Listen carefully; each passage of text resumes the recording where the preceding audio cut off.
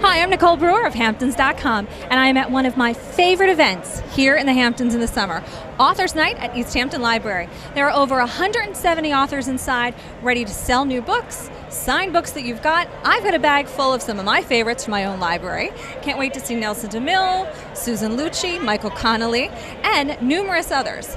So come on inside, let's check it out. So Dennis, you are here at the library. How is tonight going? Tell us all about it. It's going great. We have 176 authors, which is more than we've ever had before.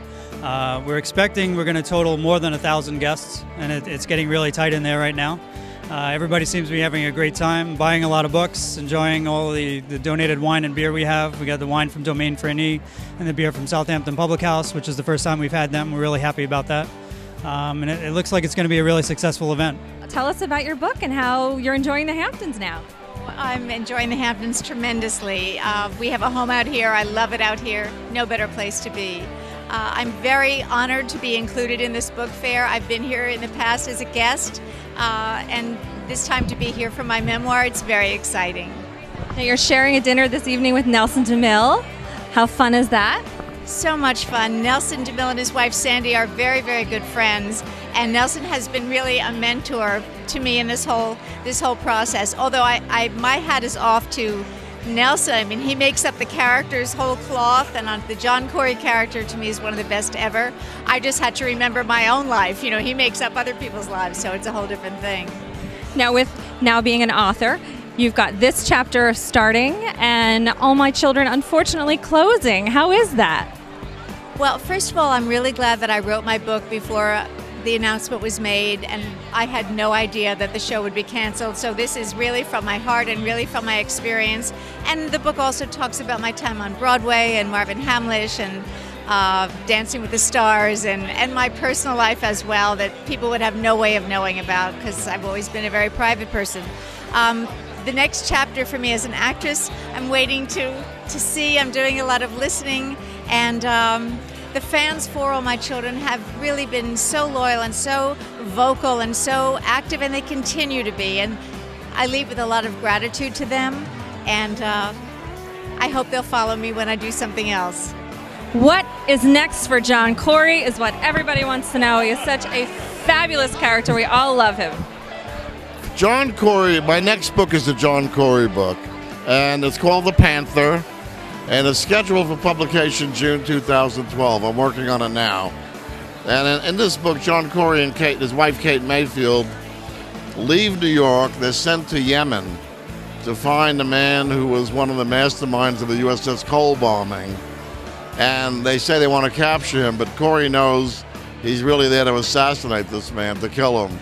So I got Corey out of the New York. New York was a good milieu for him, but this is kind of interesting. Go into like the belly of the beast and go to a foreign country and get him away from the bosses, where he can be a little bit more John Corey, away from the rules and regulations. Is he going to get into a lot of great trouble and get his ire up? Because we all love that. Well, about halfway through the book now, he's already in a lot of trouble, and he is very close to meeting the Panther. And this is going to be kind of like a mano a mano kind of thing. And I think it's kind of good to people like action adventures set in very exotic places. New York is always a good setting, but this has all the elements of Corey plus a lawless country where anything can happen, which is why they send Corey. They say to him, you don't follow rules and regulations anyway. We're sending you to the right place. So I'm having fun with the book. So you are an animal lover. You do so much for the North Shore Animal Welfare League, and you're here with your book, Oh My Dog. So tell me about the book and all the new things pet-wise that are going on with Beth Ostrowski-Stern. Well, I wrote this book a year ago. Actually, I wrote it a few years ago. It took a long time to write. Because I'm the spokesperson for the North Shore Animal League, I have amazing resources around me all the time. So I decided to take all of my experts, get them all together, interview them, and give the best information from each of their fields. I have the greatest veterinarians, the greatest behaviorists, etc., and they've all contributed to what is 500 pages of information for your dog, about your dog. People can refer to the index, and voila, hopefully it's all there. Please tell us, what are some of the stories your father told you? Well, my dad was a Broadway columnist, the most beloved Broadway columnist of his time. He didn't write gossip. He wrote about people who were newsworthy. He said, I would write about my sister Rosie in Brooklyn if she made news, and she did occasionally. Twice a day, in the afternoons and the evenings, he made rounds of New York's most glittering places. And if you make rounds with him, you'd sit with Ingrid Bergman, and then you'd go and you have tea with Marlene Dietrich, and next door at Toots Shor's, they'd be sitting with Joe DiMaggio and Jackie Gleason and Frank Sinatra, and then you'd sit with the Duke and Duchess of Windsor, and all these people, over the years, trusted him, and they knew that they could trust him not to print gossip about them, but the stories they told him. And there were stories about Harpo Marx and Groucho Marx and Milton Berle and Danny Kaye and Tallulah Bank and all the great people. And in the back of the book are the interviews I did at NBC with Penelope Cruz. I did her first English language interview, and I speak her language. I speak her dialect of Spanish. So she really became a good friend when she didn't speak any English. George Clooney, Javier Bardem, George Carlin,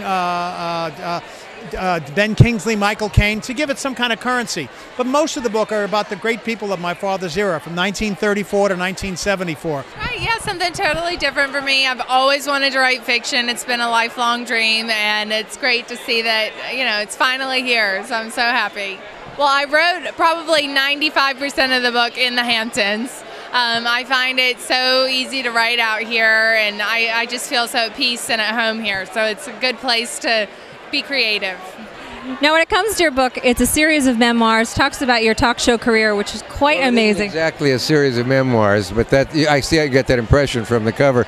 But it's blogs that I written for the Times over 3 years, about 2.5 years worth in the book, on every subject from Sarah Palin to John Wayne to Bobby Fischer to obesity to you name it.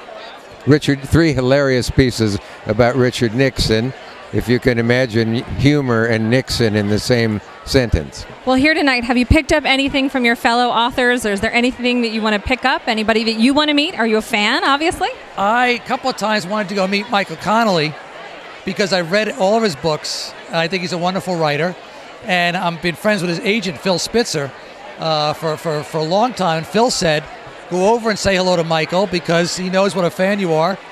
But it's like I should have gotten online at 5 o'clock. So I know what I'm going to do. I'm going to wait till Michael Connelly wants to meet me. Well, if he's smart, he's going to want to meet you tonight because you're here. Either that or come back in 6 months. I'll still be standing here waiting. Michael? I'll meet Michael. So you brought a new book, but a lot of people might know you from Lincoln Lawyer, which was a movie. I now hear it's going to be a TV series or something's happening. What's going on with that? Well, I mean, it was a movie and it did pretty well, and I think they did a great job with it. So the same people who made the film now want to try to make it a TV show. So hopefully that will happen. It'll be fun. So tell us about this book, The Fifth Witness, that you've brought with you tonight. It's a Lincoln Lawyer novel, which means some characters we love are going to be in there. What's going to happen in this one? Give us a little tease. Oh, it's just a little bit of a change in pace for Mickey Haller because he's, in the 3 previous books he was a criminal defense attorney, and this time he moves over to civil, and he's practicing foreclosure defense, which is the growth industry in the legal profession. And then eventually comes back to familiar territory when one of his civil clients is accused of murder, and then it becomes a criminal defense, and it's Mickey back to where we know him. So you're here in the Hamptons. Are you going to get to have any fun while you're out here? No, I've actually been here already a few days, and I've already had a lot of fun.